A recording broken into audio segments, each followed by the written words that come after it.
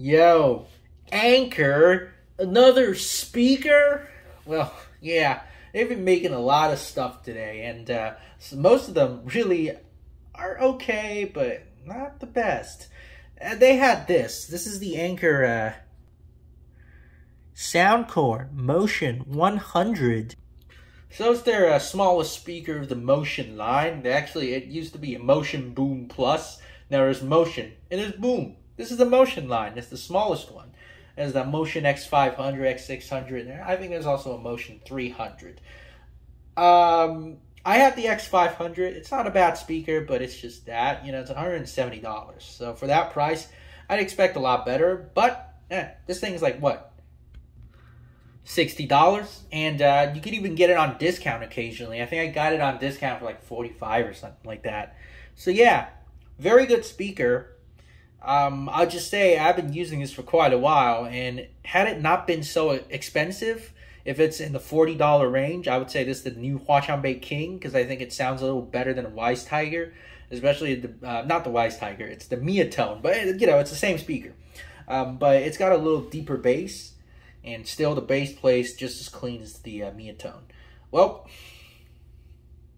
let's do a quick sound check then. All right, we're gonna start from the sound core.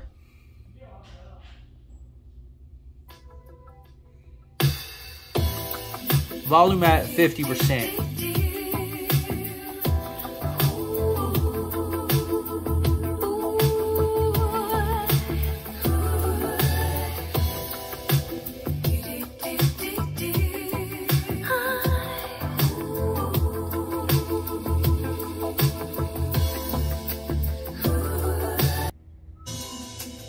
Is it just a dream I'm having inside my fantasies? Come to me. You are in my thoughts. I never stray from the heart of you. Come to me. As if we we can be under the water.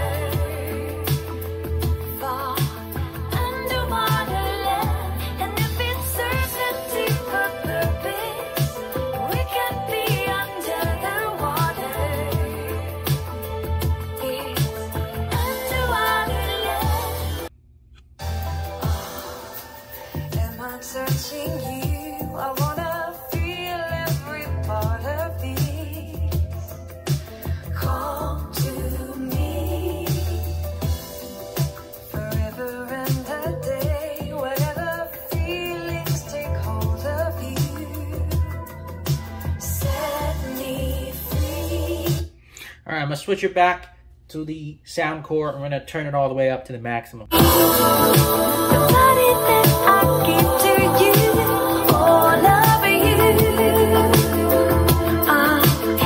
She's like the starlight. Tell it to all I do.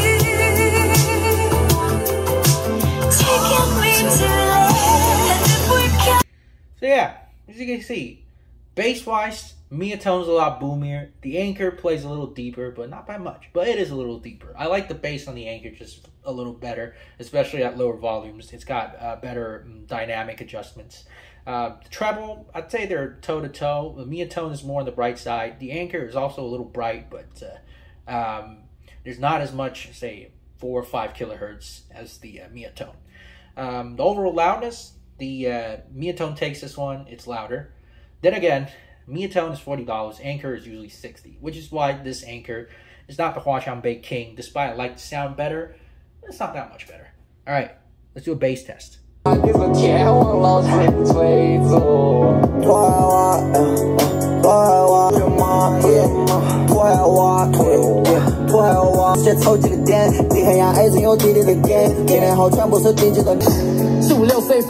Nobody go harder than me. It's my mixtape， 现在全都没见破，超着脑离婚。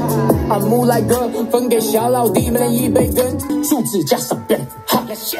I came from the struggle， 走过肮脏的街。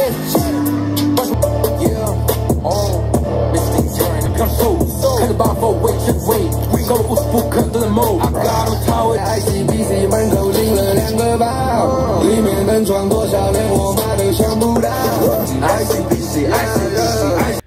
Oh, that was fun. Nice bass. Now, teardown time. So I've already got the front grille off, and as you can see, we're looking at two 1.5-inch full-range drivers with a interesting cone composition.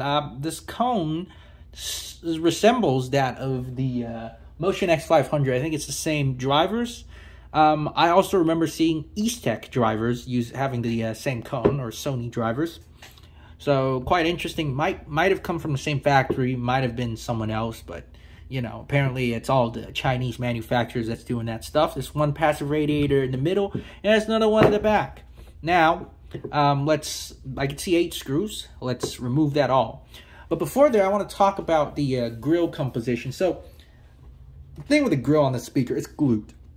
Just like a lot of newer Anker speakers. I don't get why they do that. It doesn't necessarily make the speaker more durable. Even if they want to glue it, they really should have put the screws on the back side of the speaker and maybe use like a rubber sleeve or some rubber plugs to seal it up, so you could still replace the battery if it dies, or if water gets inside. You never know what's going to happen to it, right? And water might actually get into these, even if it's, you know, quote unquote waterproof.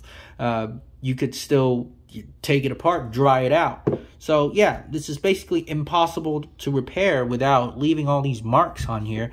At least the grill is still quite intact after I pulled it off, so it's somewhat better than the other Anker speaker, the Boom 2.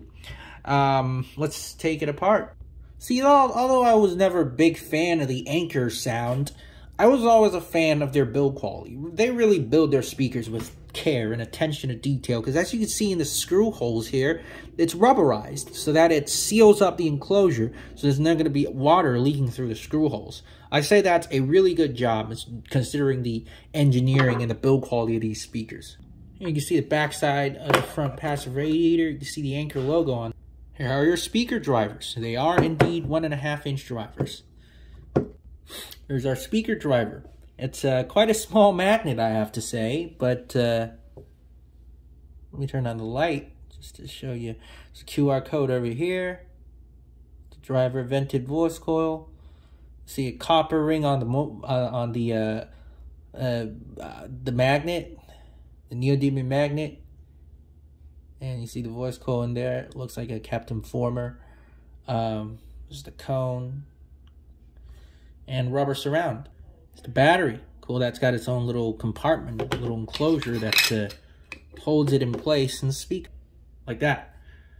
Seems to be two 18650s. Does seem to have like a signal connection in the battery, but I'm not sure. It could just be a generic one.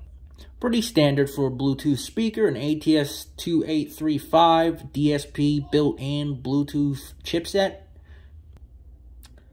TI5805 amplifier chip. It says 23 watts per channel, but given the power supply, the buck converter here, you'd say it probably isn't putting out that much, because for it to be 25 volts, you need to put in 25 volts. So, I don't know. It says 23 watts, but I don't think the drivers here could handle that much power. I would say somewhere around the 10 watts range, considering the loudness and everything, to be around 8 to 10 watts per channel. That's going to be my guess.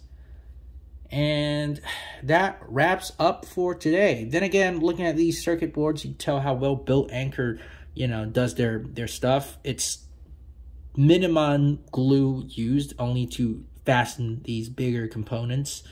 These might shake around when the speaker's playing loudly. That's all they did. And you see all these paddings just to stop it from vibrating and making noises.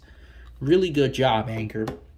Here is the back case. This is what it looks inside. Another passive radiator over there. And these are the supports for the speaker driver. There seems to be another opening here. Oh, never mind. That's for the carrying strap. A little strap right here. So they also made sure to seal that up really well. All right. And there you have it. Good build quality. Good build quality. So let's wrap it up. This is a good sounding speaker. This is a good build quality. But for $60, honestly, I think it's a little too much. It would be a perfect speaker for $50 though.